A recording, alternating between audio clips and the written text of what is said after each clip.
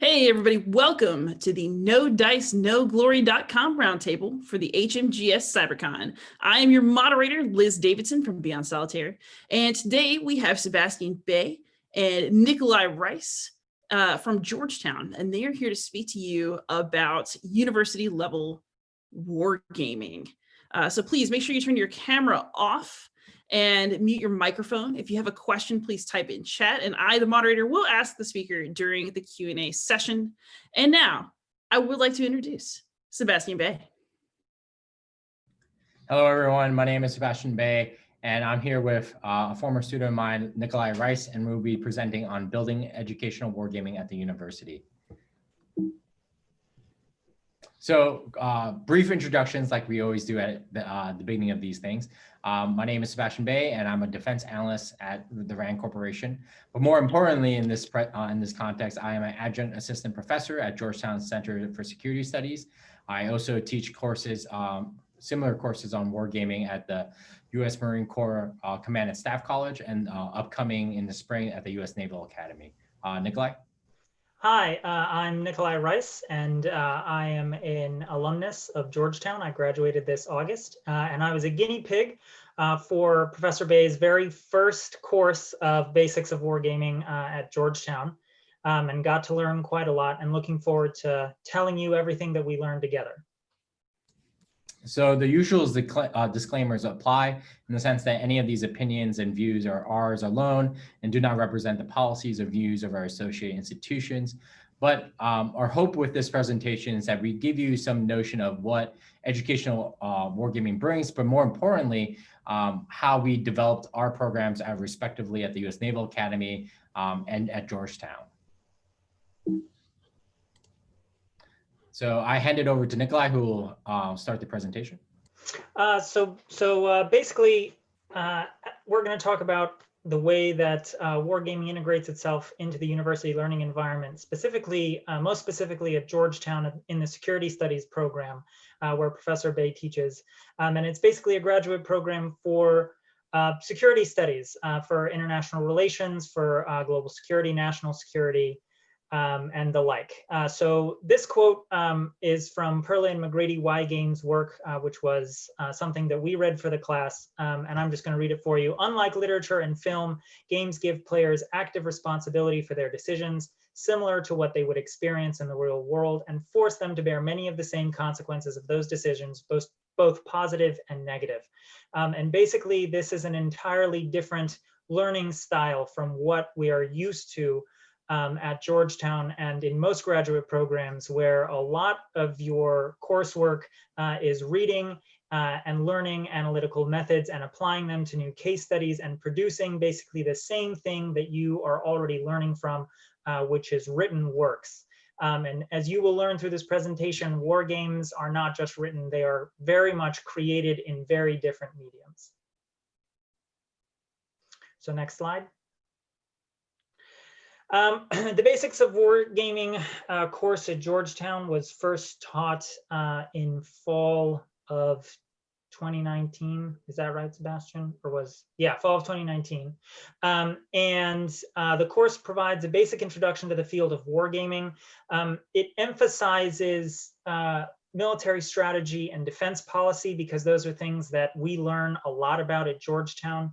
And the whole course as it's built is meant to gradually take students, well, I say gradually, but it's actually over 14 weeks, so it's very quickly, to take students from the theory of wargaming into the creation and practice of wargaming, and specifically educational wargaming. There are different kinds of wargaming, the other big one being analytical, but because of the time constraints and because educational wargaming is very much at the base of learning how to create wargames and how to design scenarios, we started with educational wargaming. And the entire course instruction is a combination of lecture, gameplay, and discussion, and it draws on both professional and commercial war games, a lot of war games that Professor Bae provided us from RAND, or a lot of snippets and mechanics from them, as well as things that you can get off of the market. So this is not something that is entirely limited to your ability to go to Georgetown and learn from. There are a lot of great war games out there that you can buy and you can play and you can learn design elements from. So the course itself leverages a diverse set of methods. Like I said, we don't just read and analyze. Now that is a very important part of it, because all of the students were put into groups of 2 to 3, and we were tasked with creating a war game by the semester's end. And what that war game looked like for all of us had to be something that could come in a boxed set with a set of rules. So it's what's called rigid adjudication. It's where you don't have an outside moderator telling you how to play the game or adjudicating things for you. Basically, everything has to be accessible through the rule set, and people have to be able to open the game, set it up, and play it from the get-go. And the way that we made decisions about what to include in our war games was done through our learning from tactical decision games, from commercial games, as I already said, professional war games, design exercises that we had in the class. So Professor Bae setting problems, real world problems before us and saying, how do you abstract this decision making? Or how do you abstract, what's the best way to abstract this map for this level of analysis, right? Because our war games that we created could be at any level of military analysis, be it tactical, operational, or strategic, which is something else that we learn a lot about at Georgetown, and something that Professor Bae did a really good job of tying it back to the rest of our courses. So the course steadily builds, very quickly steadily builds to a complete war game. So what we do what we did in week 2 or 3 was pick a case study. And Professor Bae was very deliberate in his choice of case studies. He didn't give us any Civil War options. He didn't give us any American Revolutionary War options. He only gave us really Eastern Front World War II options, if we had any. He gave us options for conflicts that we don't already encounter through our other courses at Georgetown, unless you take some very specific classes.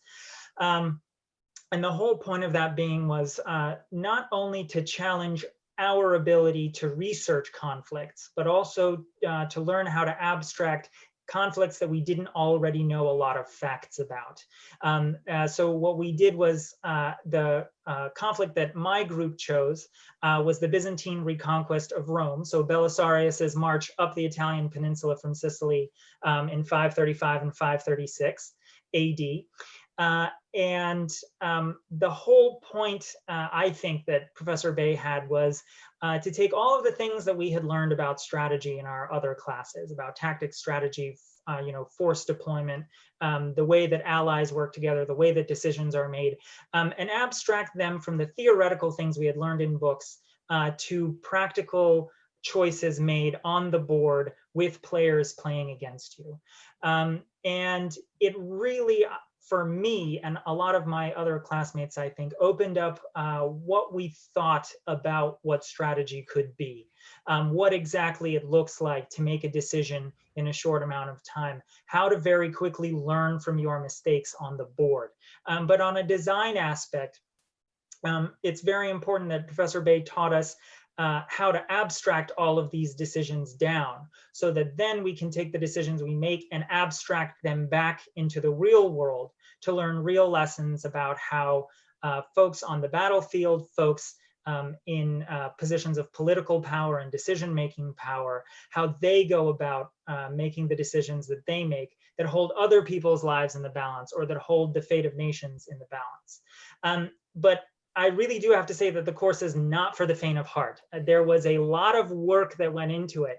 And what's particularly fascinating about the course, what it was for me, is that it's a lot of creative work. A lot of the other work that you do in an MA in security studies is not nearly as creative. There may be some imaginative thinking and finding attack surfaces, or inventing new means when you're looking into the future of warfare, or finding different analytical methods to look at past conflicts. But this course is really about creating what you think is creating dynamics to show what you think is most important about the conflict that is your case study, what you think is most important about the dynamics of conflict overall, and the mechanics that you think can best show some of the never-changing nature of warfare, but the ever-changing characteristics of warfare. But I will say, for those who dare, the course is incredibly rewarding because you finish with a final product, and Professor Bae does a great job of taking us to places to show off our war games. So next slide. I hand this off to Professor Bae. So the course that I teach and Nikolai was part of as a student is only one part of the Georgetown sort of wargaming program / initiative. Another big part of it is the Georgetown University Wargaming Society, also known as GUWS, right? And GUWS is really an student-run extracurricular society designed to be an extension, but also sort of a beginning for students who have not taken or have taken my course, right? So in reality, it's designed to either generate interest for people who are new to the field, who are hobby gamers, and who are trying to apply those skills or trying to learn new skills and get a taste of it before they get into the nitty-gritty of designing a game in my course. Another way that GUWS really serves as is an extension of my course, right? Is that for students who have created a game, who have now found an interest in design in hobby gaming, but also national security gaming, is to extend and find new opportunities to build on, right? So GUWS is sort of a lead them into the class and catch them when they leave sort of function. And our core principles are accessibility, collaboration, education, and professional development. And of course, to be fun. When we were setting up the society, we stressed these things because we wanted to be not only limited to our campus, we wanted to be accessible to other universities around the NCR, and we wanted to actively collaborate with our military and civilian partners. We wanted to have a huge focus on education of not only using games for education, but also educating future designers. And we also wanted to make sure in a very DC sort of way to make sure these students had professional development, had professional opportunities to pursue things in careers and jobs afterwards, whether it be fellowships, mentorships, or any other sort of opportunity. And like I said, everyone is welcome. Most of our activities are not limited to Georgetown students. You can be a hobby gamer, you can be 70 and an old grown-nard, or brand new to our field. We cater our activities, whether it be virtual game sessions or to our webinar series that we do weekly, to a whole breadth of membership, whether you be a professional veteran of the national security realm or someone new. And the whole point is to be a point of intersection between those fields, both from the commercial side to the professional defense side to the brand new, new to the whole gaming industry side. So that's one part of it. And we'll talk more about some of the activities specifically put on this slide, from our webinars to our collaborations with other institutions in more detail as we talk about in the following slides about how to create organizations and courses like we did at Georgetown and at the Naval Academy. So the next thing is the U.S. Naval Academy. So I am also part of a cohort that is trying to bring wargaming to the U.S. Naval Academy and to the Yard in two different ways. One is through a similar course, sort of a spin-off of my course at Georgetown for the midshipmen for undergraduates. Has changed a little bit to meet the audience in sort of the specific naval element. So it has a harder naval bent to it in terms of naval battles and amphibious battles. But there's also a student organization which focuses on very similar to like GUWS. And there is an official lab under the U.S. Naval Academy Museum that is sponsoring us and really hosts the lab. And you see the concept art about how the lab will look like. And it's pretty amazing. And in the sense that it's trying to extend the great history of naval wargaming from the Naval War College and the interwar periods into the Yard as well. And Dr. Marcus Jones, who is the lab director and also the museum director, Dr. Marcus, who is the lab director, and he's the history professor who will be co-teaching the course with me, and Claude Barube, who is the museum director, who is the sponsor and champion for us. And then I am the Wargame instructor, and Sora Judge, actually one of my former Georgetown students, is our non-resident fellow right now, who's working on some research for us. So our whole idea with this is to replicate what we did at Georgetown, in the sense of getting midshipmen to learn through experiential learning. And you'll see in the top right-hand corner is a game by McWill in the Wargaming division at Quantico called Assassin's Mace, about modern-day operations in the Indo-Pacific, about conventional operations. And the midshipmen are able to exercise their professional knowledge in amazing ways and approach real-life scenarios. And it is a special thing to watch.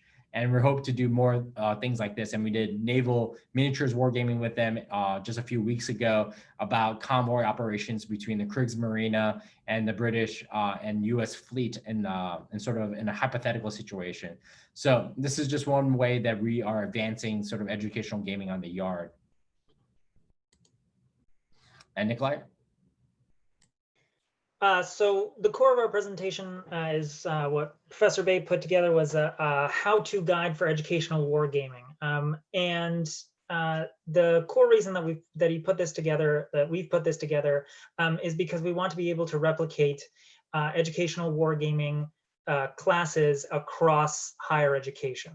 The point of that being is to teach people not only the design skills, but also the importance of what wargaming can do for national security, as well as more broadly for decision-making in business and other fields.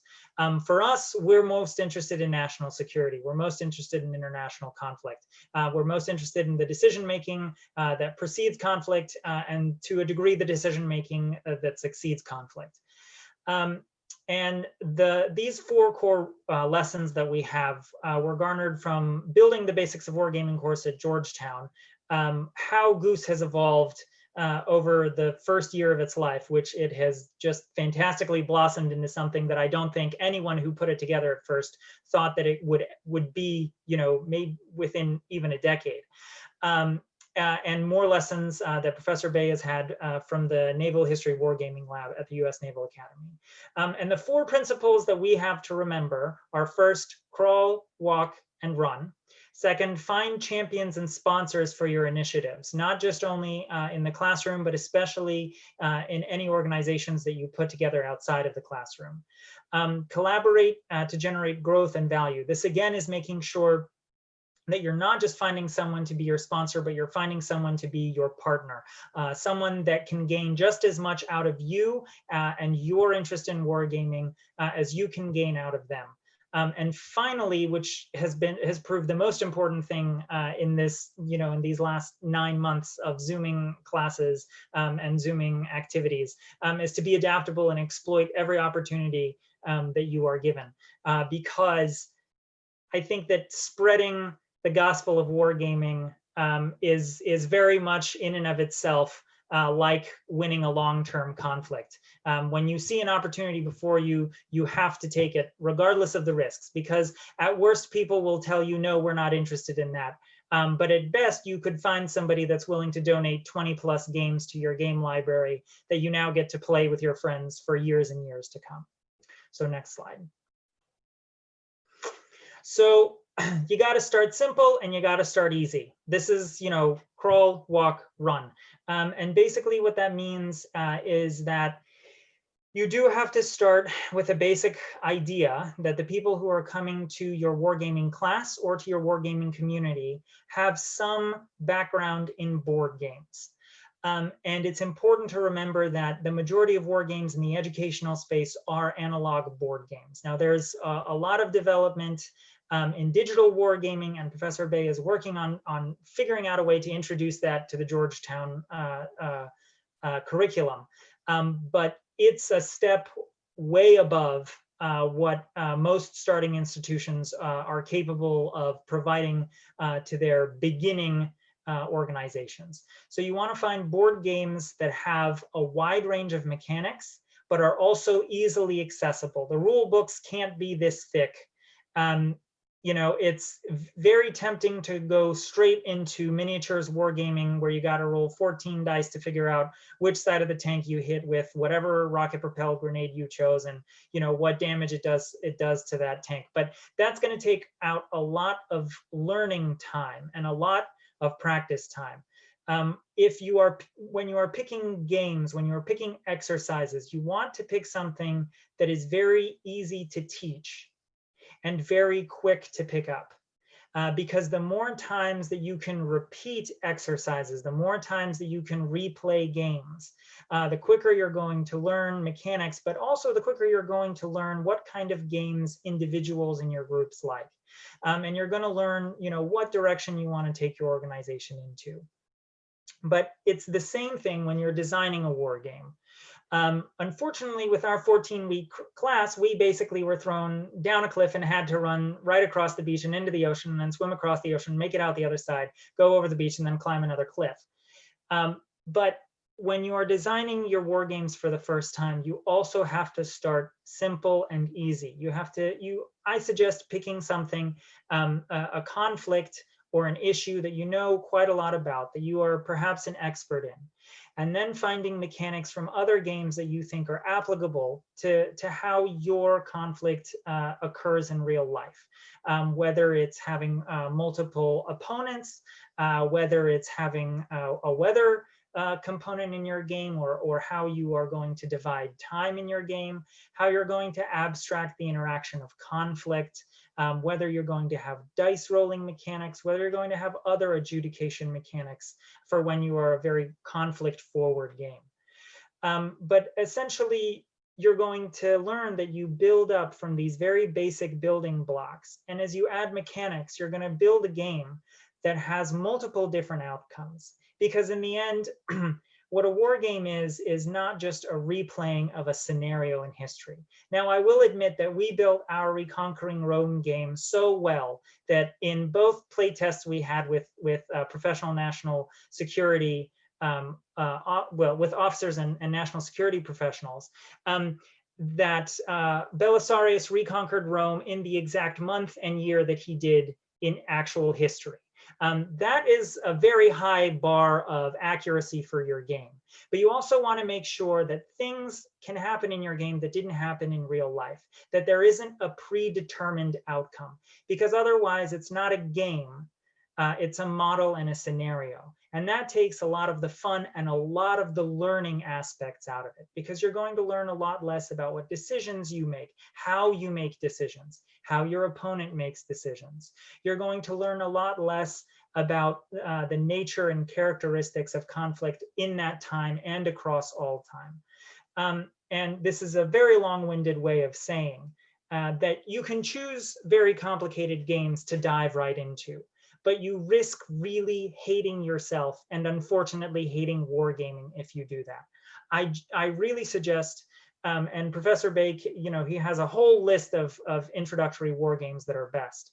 But there's a series called Command in Colors that does a very, very good job of showing tactical and low-level operational wargaming, and how and you can jump into it and play your favorite battles from history, and figure out what decisions you would have made that would have saved Napoleon at Waterloo, for example.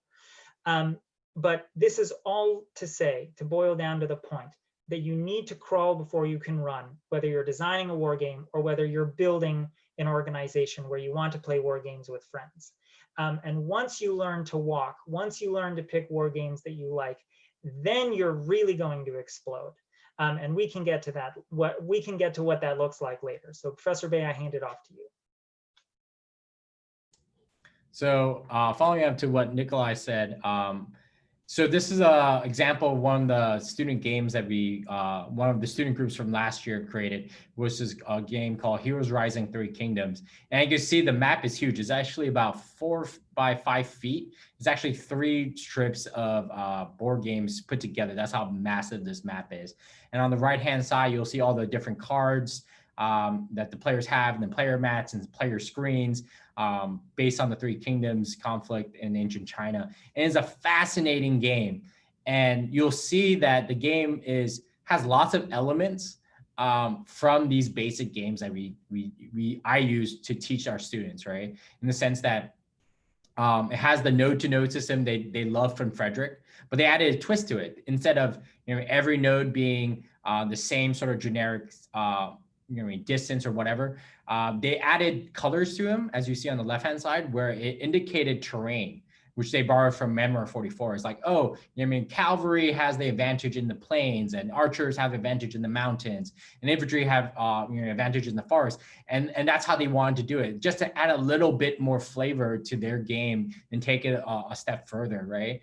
And they borrow elements of control, right, and logistics from Frederick as well. But they also borrow the dice engine. The combat engine is pretty much just risk, right? But they added those sort of terrain bonuses to shift things up and down.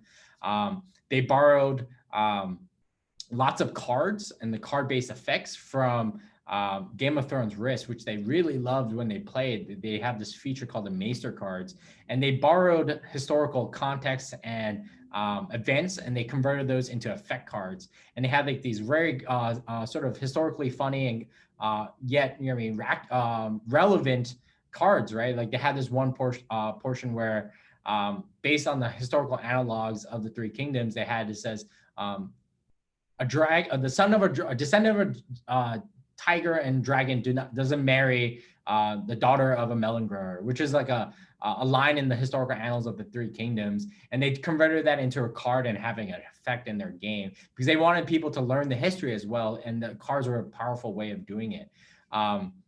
So you see, this is what we meant by, you start easy, start small, and then you'll be surprised when you get the students running and this is sort of the product, right? And this is, when I got this, when I began this course, I didn't know what to expect for the students to produce. And not gonna lie, I was overwhelmingly surprised by the quality of the games they produce. And this is sort of like, this is what you can do if you start slow, start steady, and then really sort of run when you can. So how do you get your sort of wargaming class or your initiative off the ground?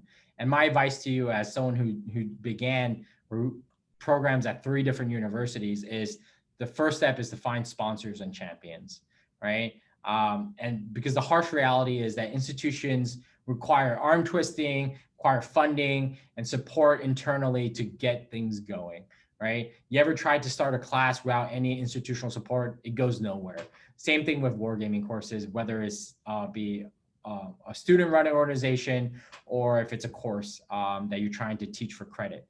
So the first thing I would be is to find champions who are advocating your cause, right? Within the organization, whether it be a school, a university, a high school, whatever it may be, and find people who are willing to push the bureaucratic buttons and get things going. And for us at Georgetown, it was Rebecca Patterson, who is our deputy director. And she was a big champion for us that got my syllabus through the process, coached me through as a new adjunct, but also provided financial support for us to do game nights, but also to fund copies for the program to buy the first copies of like student games that Nikolai produced so we can use them for future things.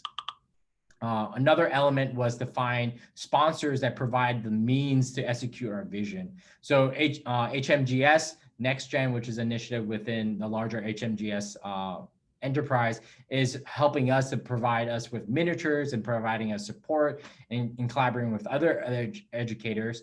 But also GUWS got so many donations from commercial publishers and individual designers themselves. Like Volker Ruhinke is like one of my personal heroes for not only what the games he designed, but the great support that he gave to GUWS. Like one day he's like, come over to my house, and he literally took me to his basement and gave me every game he ever like published. And he's like, take all this, and gave me like 2 boxes of games to take home for the students, right? And it was amazing. And local game stores like Labyrinth in DC was great to donate games to us. We had publishers like MMP, GMT, Phalanx, all these great names in publishing to donate so many games, to the point that we literally had 0 games in January of this year. We have over 130 unique titles. That's just not copies of multiple copies of games, just unique 130 games in our collection. all through donations.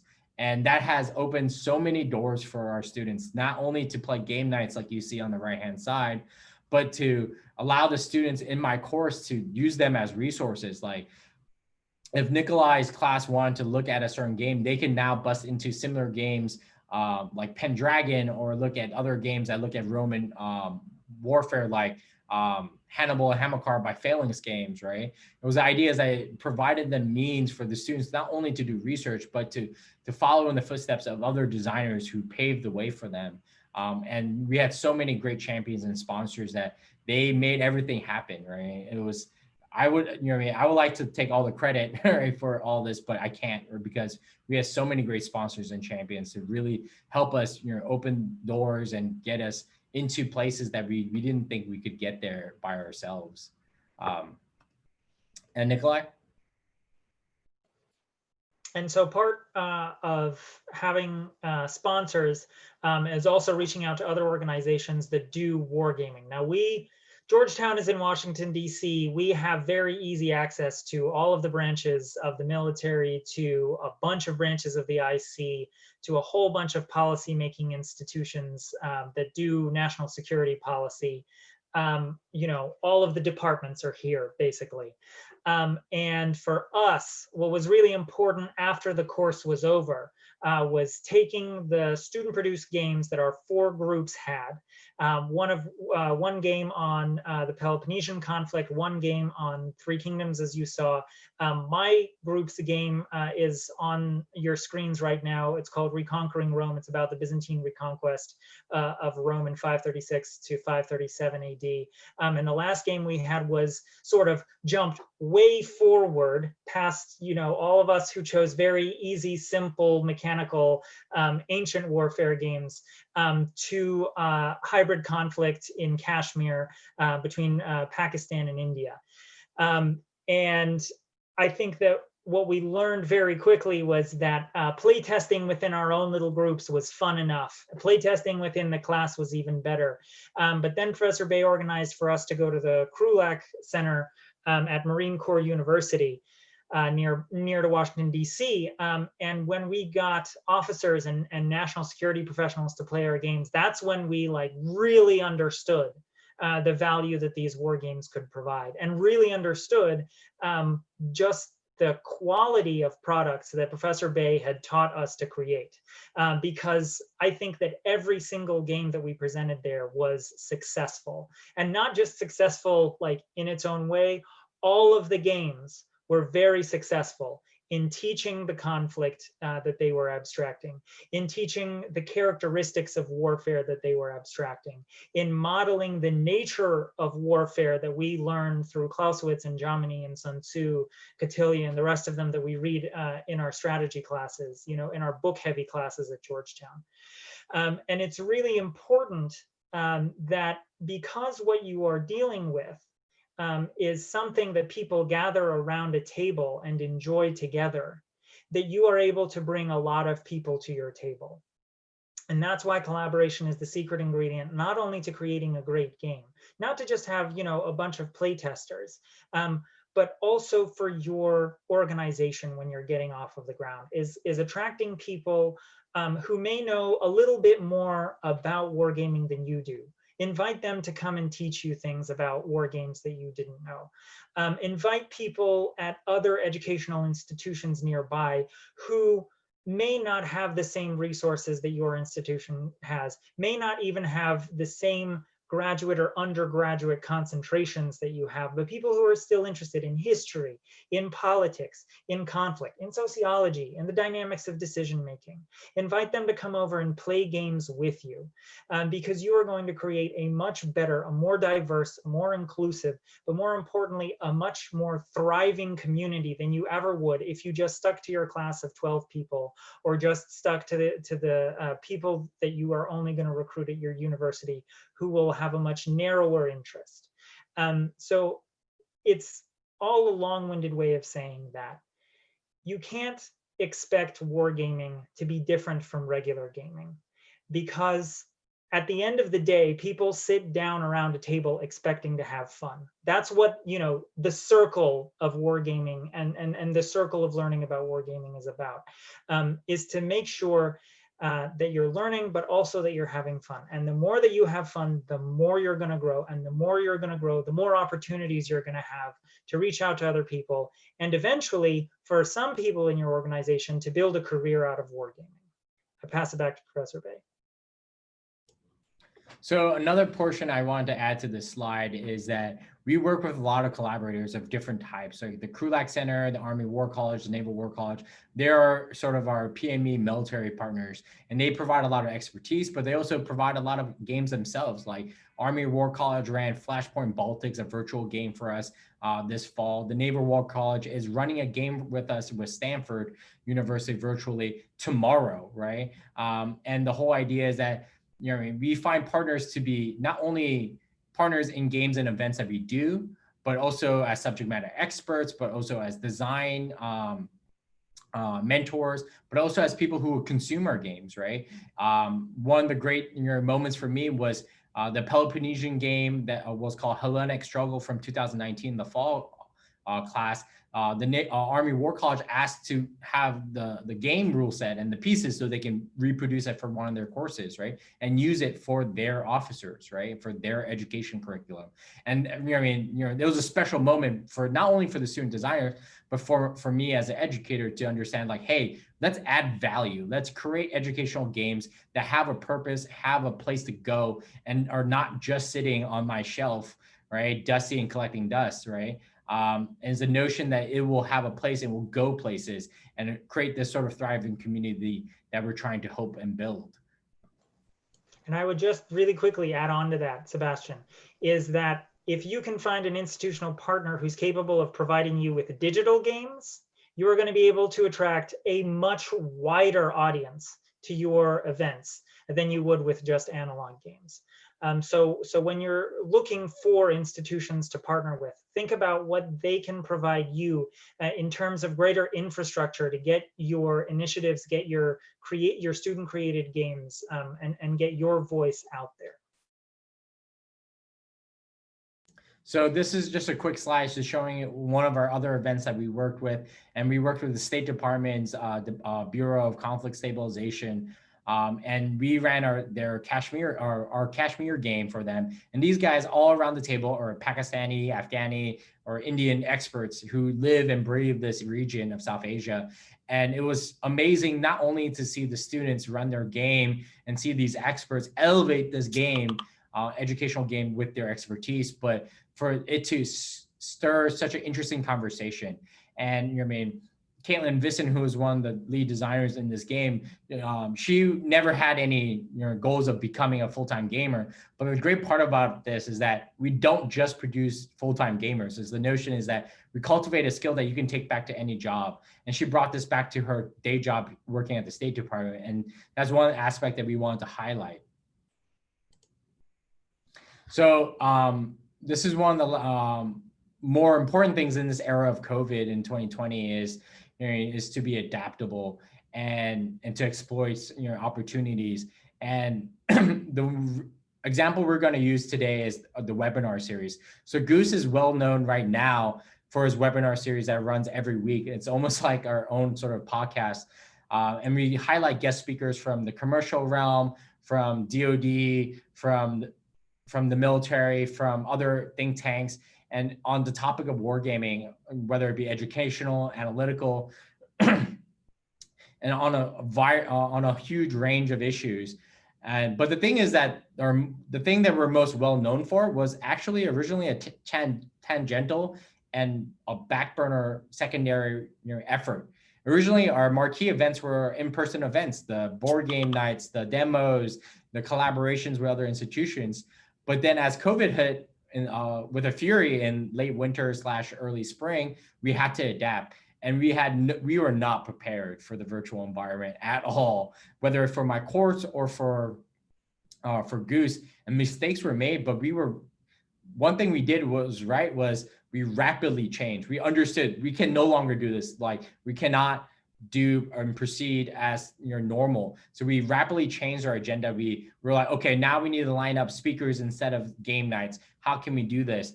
And the webinar series wildly exploded in success to the point that it went from a once a month event to every 2 weeks to every week now, to the point that we ran over 30 webinars, and all of them are on our YouTube page if you're interested. And we had amazing speakers. And this is sort of an extension of our collaboration, because we collaborated and partnered with lots of speakers, from Volkan Rohingi, and he did an amazing webinar on how to design the coin series games, right? To Yuna Wong, who's at IDA now, who did design thinking, and Hegemony, which is a RAND educational game. But we also featured all sorts of other things like webinars like Command PE, and how the DoD community is using that for both analytical purposes. So, I mean, and the whole idea behind the webinar series was our flexibility to change and learn, and how to do a whole webinar series on the fly. And that was a big thing. Another big portion was our pivot to the virtual environment as a gaming society, right? And as a class as well. Like before, when Nikolai went through the course, we were in person pre-COVID. So we were able to do all of our game sessions over pizza, over the table, sort of all around the table. But this year, as I'm teaching it this fall, all virtually, I had to adapt as well, right? So I went to Vassal, I went to Tabletop, I went to Steam, and found ways to play games over Zoom, and still try to build those connections, and still have the same kind of productive conversations we had over the design table of, why did the designer create these games? Why are we playing this way? What parts of this game do you hate? What parts of this game do you love?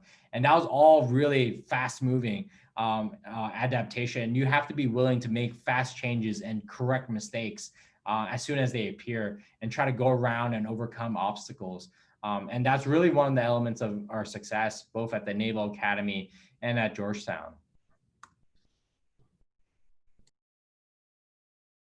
I will move through these pretty swiftly because we wanted to leave a lot of time for folks to ask questions. But these are the basic student takeaways that I spoke to a few of my classmates over the last couple of weeks, just talking about what we thought about the class and what we remember about it, basically, you know, a year later almost. And I think that the first thing that everyone said was that wargaming is much more broadly applicable than non-wargaming professors will admit. There is a lot of learning power and a lot of learning potential about security studies from war games and from decision exercises. Things that you know, a lot of professors would say, well, you can look at the battle maps, you can look at the campaign maps in the book, yada yada yada. Sure, you can, but you're not going to learn about, you know, the length of time it comes to make to a decision. You know, all of the other pressures that happen in a crisis situation, until you're sitting with a map in front of you, with tokens in front of you, and you have to decide where they move and why. But at the same time, war games, they're not a replacement for experience. Now, we had U.S. military veterans in our class and U.S. military personnel in our class. And what I will tell you is that I kind of feel bad for them, because they knew a lot of tactical things coming into the class, and I don't know that they learned a lot more tactical things coming out of the class. But I can tell you that the interactions that the non-military students had with them, especially the tactical decision games that we did, all of the civilian students learned a heck of a lot about just a variety of systems, a variety of situations, how you delegate tasks on the battlefield, who does what job, how the orders flow, and all of the mistakes that you make when you go forward without reconnaissance in front of you. I think that particularly shows that a lot of students want more publicly accessible wargaming initiatives, and especially ones that abstract and contextualize contemporary issues for us. Because at Georgetown, there is quite a great split between classes that are about the bureaucratic decision-making mechanisms and classes that are about strategy and operations. And if you can find games, and if you can introduce people to games that mesh, the problems of coming to a decision and the problems of implementing a decision and the problems of quickly reacting to a decision, where you can abstract the whole cycle of decision making and conflict for students, it's much easier for us to learn about all of that friction that doesn't come from the battlefield, that comes from the home front. And I think that most importantly, you know, we do a lot of group presentations at Georgetown. You do a lot of group presentations at any university that you're at these days, I think. But a product like a war game is fundamentally different from a presentation. Now, that's not saying that we didn't do presentations in Professor Bae's class, because we are limited for time in class, and we do have to present our mechanics to be critiqued by our classmates. But there is no, there's nothing quite like in a security studies program, creating a war game almost from scratch, pretty much from scratch. And there's no better final product to a class, in my opinion, than a war game. Because like I said earlier, in other classes, what we do is we learn the analysis methods, the research methods, the writing methods of the scholars and practitioners who came before us. And we replicate them into things that look exactly the same, final papers. And final papers take a lot of time and patience for other people to read. And you're really only going to ever put your final papers in front of experts in the same field so that they can rip it apart and tell you what you did wrong. But the thing with a war game is that, as Sebastian said, Caitlin could take her war game to work, and the things that she learned about design and about conflict analysis back to her workplace. All of us in this class have a finished product that we can put in front of friends, in front of family members who have no interest in our security studies work at all, and provide them with something that abstracts what we know into something that they can play and learn about as well, right? The nature of warfare and the changing characteristics of warfare over time. And in the end, I think that all of us who finish this class, even though we put so much time and so much more effort into this than any final paper we ever had, and certainly so much more, monetary resources in being able to buy all of the pieces and make a professional looking game, we have something that will outlast any paper, because knowledge in papers gets updated. But the mechanics in these games are pretty much everlasting as long as analog board gaming exists. They are tools that we can use to teach, decades from now, if that's the course that we go in. And I think that anyone who goes through a wargaming class is going to be so much more proud of this wargaming final product than they would be of any presentation or paper that they would do in their graduate studies. So back to Professor Bae. So in sake of time, I will leave this sort of slide up because it's sort of self-explanatory, and I don't want to spend too much time, precious time on rehashing these points. So I want to hand it over to some Q&A, because one of the things that me and Nikolai really wanted to do was to have questions. All right, so I'm going to ask my own question, but first I'm going to ask Evan's, because I'm polite. All right, so Evan asks, do you intend to try to also bring in more free adjudication style games in class and in GUWS, in addition to more traditional rigid games? So in the class, in terms of basic of wargaming, no. The reason I say this is because I wanted the students to learn specific solid design skills. And free adjudication is easy on the mechanical side, really hard to execute, and and so it's hard to judge, and I didn't want the students to essentially cop out, and also wanted a level playing field for all of them to be judged by. Also, I wanted the class to retain being able to be like, here's a box game, Liz, go and use it for your whatever.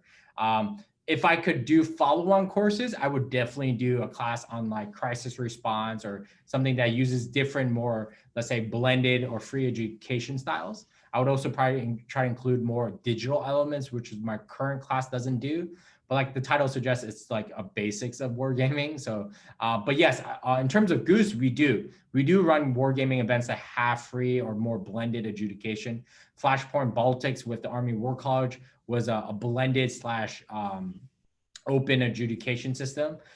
So yes, we do events, not just, commercial board games and sort of rigid style games. We do games that are more free and open adjudication at GUWS. So I have a question. Nikolai, I'm going to push you a little bit. So I was interested in the fact that you said that you felt that having a war game as a final product is something that is more lasting than something that you wrote.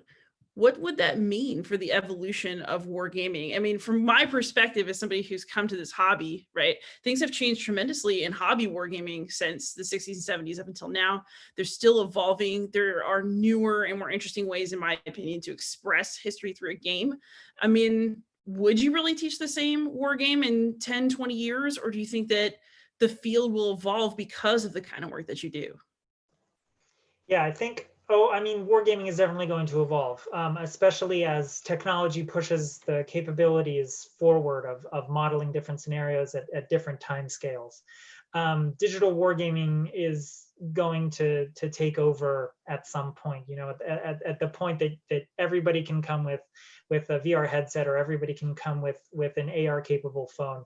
I think that when you produce a paper, there is a date of submission of publication on that paper. And I think that it puts it in a certain degree of context, and in a timeline of the conversation of whatever topic you're writing about. That's not to say that people will write fantastical PhDs until the end of time. People will write fantastical theses until the end of time. But the thing is that I don't know that any single paper, I don't know that any single thesis in security studies can do as such a good job of presenting so many different lasting natural parts of warfare and temporal characteristics of warfare as a very well researched and mechanically sound war game can do. I don't know that a lot more research into the Byzantine reconquest of Rome would change or necessitate a change to our game all that much. I think that as a tool of education, that a lot of final papers, a lot of PhDs are going to be put on syllabi, and that is going to be the only way that they are going to be accessed by students in the future. But I think that a lot wider audience of people are going to be more likely to pick up a war game, especially if it ever is published, or especially if it's maintained in a GUWS, in the GUWS library, than people accessing a lot of academic work that is produced at the master's graduate level, the PhD graduate level, in my opinion.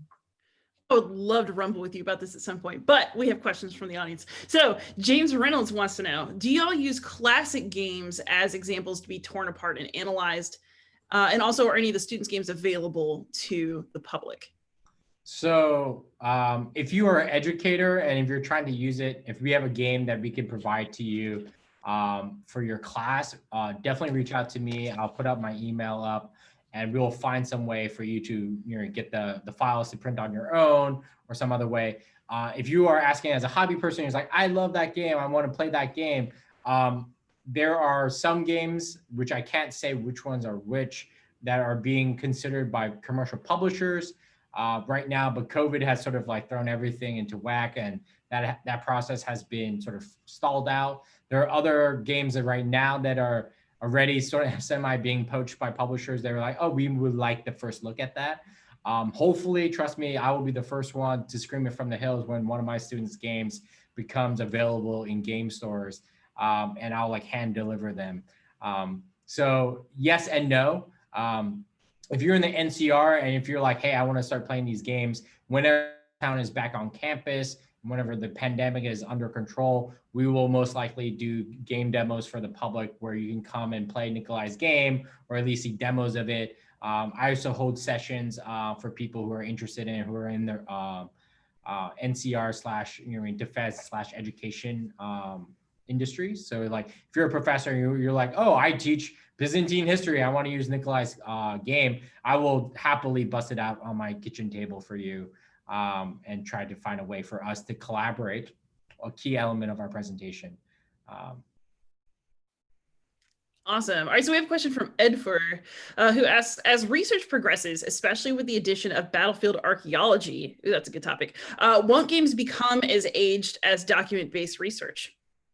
So I sort of disagree in the sense that, I think seminal works, right, like in our field or in any field, are enduring, right? But I think the pedagogical power of games is that they make them accessible, right? And they make them digestible, right? Not everyone learns through reading great journal articles or great books, right? But I think games have a powerful way of transmitting knowledge, right? Of being able to serve as that first spark, right? Just like a great film or a great movie does, right? And I think, I know so many historians, I work with many military historians, who get their children hooked on history by playing historical games, right? They don't hand them a historical book, right? They get them hooked on historical games, and they combine them with staff rise, and they combine them with other things. And then they hand them books and then readings. And as they get older, and then they're like, haha, I've now crafted and bred a military historian, right? But I think the notion is that wargaming is not the end all be all penicillin to education and learning and all these things. But the point is the great toolkit to have in the pedagogical toolkit to have as an educator, and we should complement it with other things in the classroom, whether it be staff rides, battlefield archaeology, document research. But the point is, all of it belongs in the same ecosystem, and the idea is that we shouldn't stress one over the other, but they should all be working in sort of harmony. Absolutely agree. I think, however, the point was that, for example, the map that you use for a game could in fact be a different map in a couple of years, or because you're using games as a way to interpret and present history, perhaps your interpretation or choices about presentation might change, even if the basic mechanisms of a game might not. Yeah, absolutely. So in terms of maps, in terms of actual geography, things can change, right? It's contemporary. And even as our understanding of ancient, battles and conflicts change, that will also change. But I think that's also a representation of same thing with books and documents that are changing. And the notion is that that change is good for the field, right? And someone will understand, hey, this map is all wrong, or this abstraction of this map is wrong, or whatever it may be. I think that's a good thing. It's not, I think that's evolution more than being obsolescent. Yeah, yes. I'd just say on the battlefield archaeology front. So when we were designing our war game about the Byzantine reconquest, we knew where all of the battles were in history, right? So we knew where all the confrontations were. We knew all of the cities that had been besieged. We knew the order that they had been besieged. The important thing in designing a game, again, is not that it is a model, not that it is a repetition of the conflict, that you provide your players with options. So actually what you have to do, or what we had to do, was create a much broader research about, well, where did all the roads exist in the 6th century in Rome? Which roads were still accessible? Which cities still had aqueducts? What were their populations? How long would it take to besiege them? Could Belisarius have gone in a different order? If he had decided to, invest in hiring pirates to carry his fleet, or to carry his forces, where could they have landed instead? And so part of it is that, yes, battlefield archaeology and archival research can change specifics on your map. But the important thing is that you don't get hung up, especially at the operational and campaign level, on specific battles or specific confrontations, because in the way that players choose to run their campaigns, those battles may never have happened at all. But on the flip side, when you design tactical games, you need to be very specific about what capabilities are on the field, how often they're reinforced, what decisions you can make in a time frame, and where everything is placed at the beginning. Your order of battle has to be impeccable if you're talking about, this is the battle that we are replaying. So we also have it's the question comment from Scott, who does professional wargame design for the Canadian military. So he asked where we could access your webinars, which is of course the YouTube channel. Somebody has helpfully linked for GUWS. But the other, I guess what I wanted to ask is, on top of that, is there any other major forum where y'all are sharing some of this work right now and where people can connect with you? So we are on Twitter at GU Wargaming. We are pretty active on Twitter. You can also find me on Twitter as well, at Sebastian Bae. I wasn't very creative when I created my Twitter handle. But also you can find us at Armchairs Dragoon, which hosts our GUWS forum. You can put up things that are interesting to you, or ideas or articles. We often ask for a call for like, what are some great games that do X? Or we also ask like, what are webinars you want to see? What are some speakers that we have not featured yet that you want to talk about? And we have our YouTube channel where we upload all of our webinars for our membership, and it's free and accessible, and which has allowed us to sort of cultivate a sort of global audience for a lot of things. And then you can also find us on our website at www.guwargaming.org. And I'll quickly change it to this. So you can reach us here. This is our webinar. That answers all your questions, I think, right? Fantastic. And given that our time is technically up and that was the last question, I think this is a perfect place to end. So thank y'all both so much for your time. This was really awesome. I hope that everybody who was in here enjoyed it as well. So now I'm going to go into the boilerplate. So noglory.com and HMGS would like to thank Sebastian Bae Nikolai Rice for their time today. The video from the session can be found on YouTube. You can also visit the nodicenoGlory.com message boards to continue the conversation. Thank you very much for joining us for this session. And seriously, y'all, thank you so much. We were happy to do it.